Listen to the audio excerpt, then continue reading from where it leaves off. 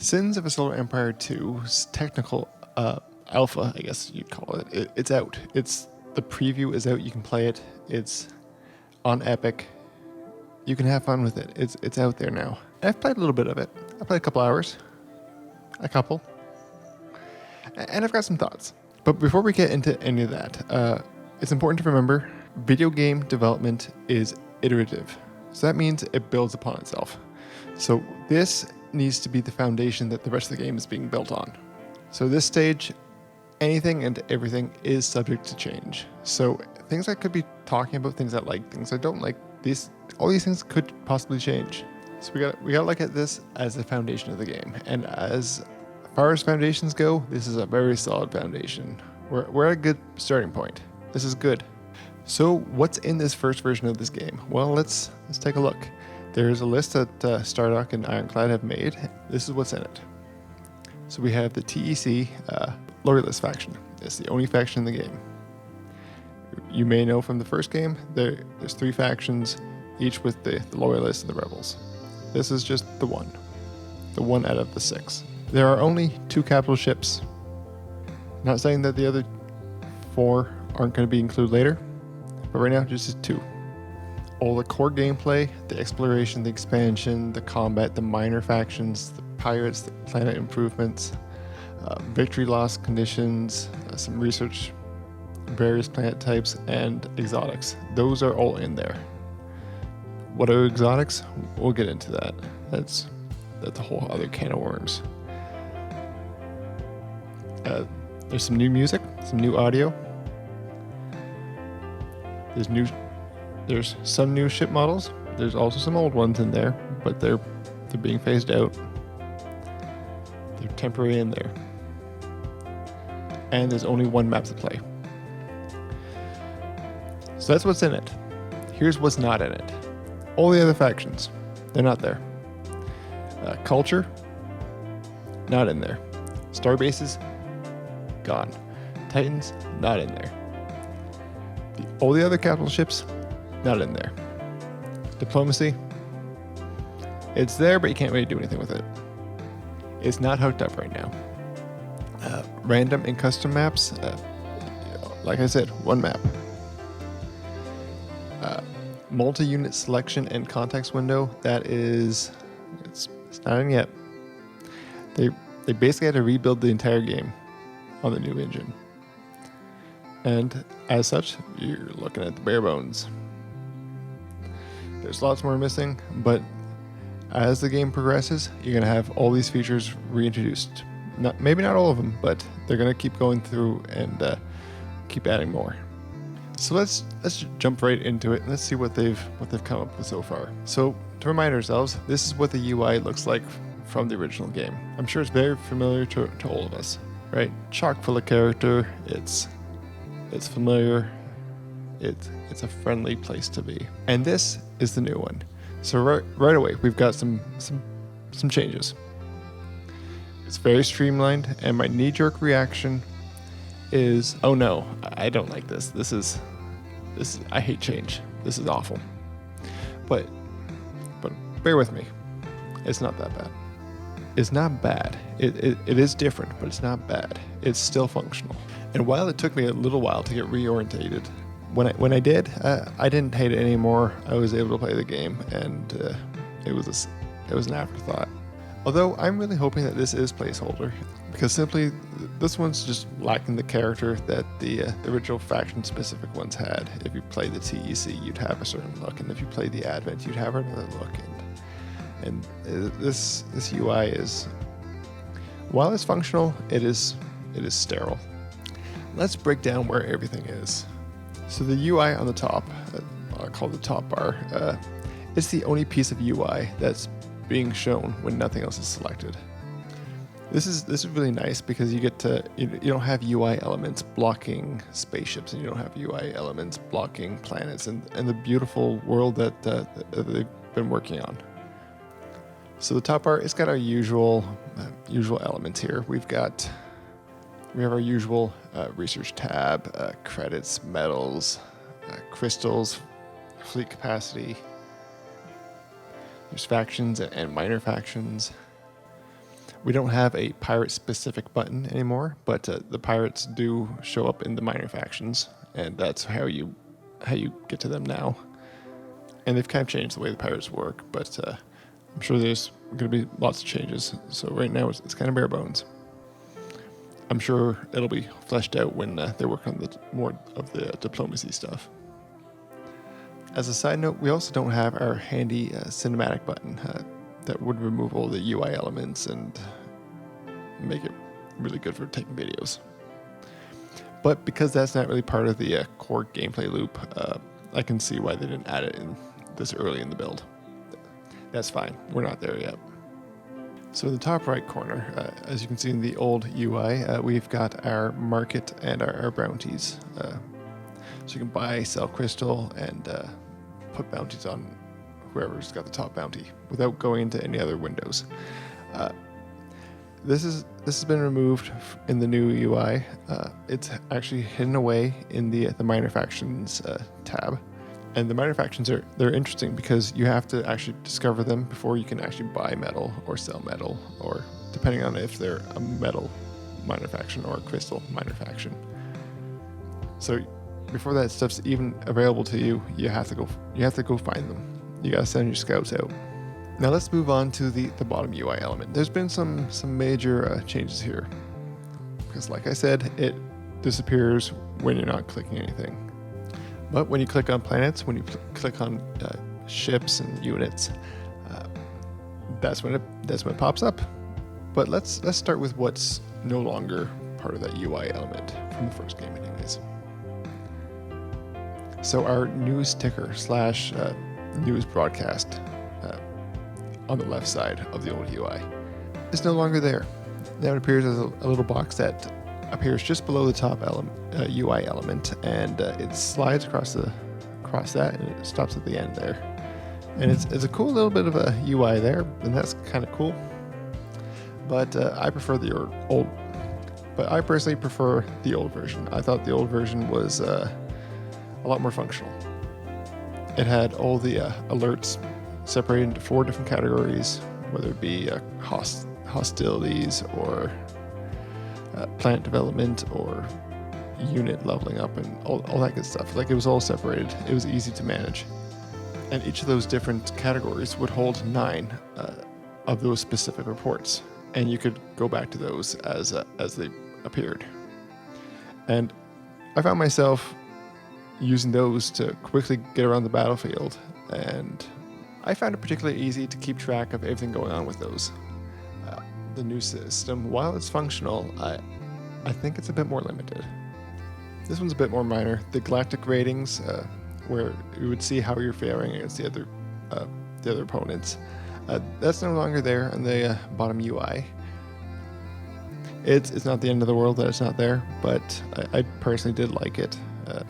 I found it especially useful in the early game when I was trying to judge where I was falling behind the other players and keeping track of who I should be watching out for. I mean, it may be hidden somewhere else in the UI, and I just haven't found it yet, but I don't think it's in there. But what does appear in the bottom UI element is the building and the movement controls. This was dedicated to the right side of the bottom element in the old UI. And of course we are missing the multi-unit selection and the context window, but we knew that wasn't going to be included in this build anyways, so that's fine. Just because it's missing doesn't mean it's gone forever. Well, it could mean that, but remember, this is an early build. This is fine. Let's take a look at the research tab. I'd say the current research tab it's very primitive at this point. It's got a scroll wheel, but look, it even says right there, under construction, and a space unicorn wouldn't lie to us. I really like research trees. Skill trees? I like trees. Trees are cool. But yeah, I really like the old research tree, and I've got my fingers crossed that makes a return as well. Research trees really help me visually see how it's all connected, how each research project leads on to different things, and how it's all connected, and what's at the end that we're working towards. That's Being able to visually see that, so much better than the scroll wheel. So as far as planetary development, we got these icons here. It's a bit changed how mining works. Your planet or asteroid will start mining right from the surface. You have a baseline that's continuously going, and as you upgrade your mining ability, then you can start to mine the asteroids that are in that planet's gravity well. Another change is that we don't have the planet exploration anymore. Now we have something called planet excavation. And it's not where you think it would be. It's way over here, sitting by its lonesome. It's kind of an odd spot for it. It's also over here in this in the planet tab, where you can see all your different planets and what upgrades they have. I hadn't initially realized that's where it was, and I had to stumble upon it to really find it. It still gives us these little planet perks, as well as something new, something called exotics, rare minerals, resources that you have to use to make capital ships. And unfortunately, in the early game, they're pretty hard to come by.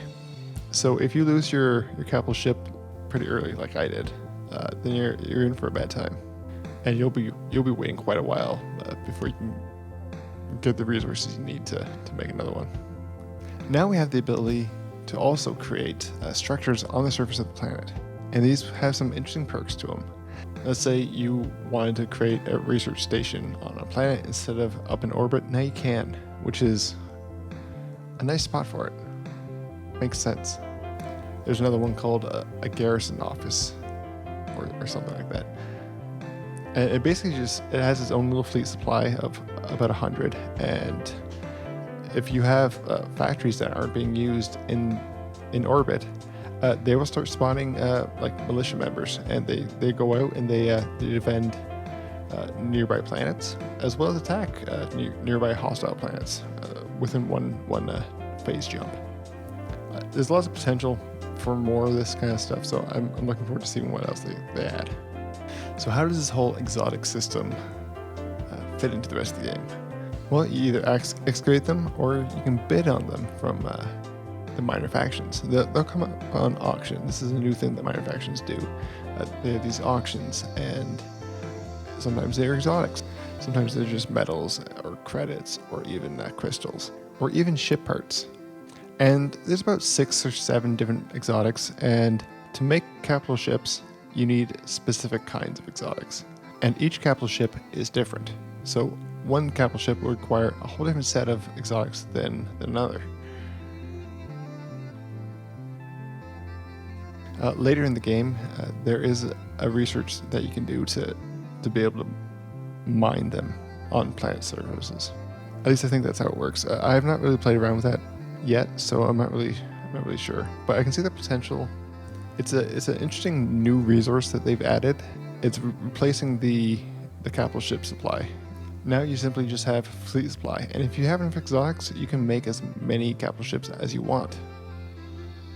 At least I didn't see a limit anyways. But I can see the potential for this being a very interesting resource, especially when it comes to really, really expensive units like the Titans when they add those in. Now initially I didn't really like how the capital ships were blocked behind them, especially losing my first capital ship early in the game when I got attacked by some missiles. That happened. But it's got the potential to be really, really interesting, and I'm curious to see how it all works out. They've also done some interesting changes to the trade system. Now each trade port can only trade with one other trade port, and depending on what planet it's orbiting around, it will have a different resource that it's trading, and it will have different trade values as well. So if you have one planet that's got some perks that really give it a trade benefit, then you're going to want to have a whole bunch of trade ports there to really take advantage of that planet's perk. It's an interesting change they've done to the trade, but I'd like to see more UI elements related to it. I'd like to have maybe a screen so I can see where everything is being traded to, and which planets would benefit from having more trade ports, and just like a high level view of where everything's going. Gotta mention the dynamic map. The map it's very interesting. It's very cool. So I had captured a planet early in the game, and about 2 hours later, it had drifted around the system and nuzzled up against 2 of my opponents, with the phase lanes connecting all the planets together, disappearing and appearing as it moved. I found it a very interesting addition to the game, and I found myself using it to take advantage of my opponents multiple times. I also found myself being surprised where we had a planet come into my territory that just rotate around, and those planets didn't have any defenses, and I was caught completely off guard. So I think it's a great change to the game, and it's going to make for some really interesting gameplay. The last thing I wanted to talk about was the capital ships. They really increased the ability to customize the capital ships. So of course you get your classic 4 main abilities that they would have in the original game. But you also have this ability to retrofit them with additional abilities that are on a separate row. And these abilities, they're learned through research. They're also learned through. They're also obtained through the auction system with the minor factions. They can only be equipped when they're in a system with a repair dock. More customization is always good. It kind of reminded me of the old Warcraft 3 hero system when you were able to pick up items as you went. That gave different benefits. Anyways, that's all I wanted to talk to you about today. I'm going to keep on playing it as I'm having fun with it. I don't really do these kind of videos, but I figured I'd share my thoughts. It's rough right now around the edges for sure, but the foundation is solid, and I'm looking forward to the next update where they're going to be adding more. So this is just the first technical preview. They're going to have a second technical preview, more involving the TEC, of course. That's starting in winter 2022. Not quite sure what that's going to involve, but apparently in Q1 of next year, we're going to get multiplayer, so that's something to look forward to. Anyways, I've been putting up with James, and thanks for putting up with me. We'll see you next time.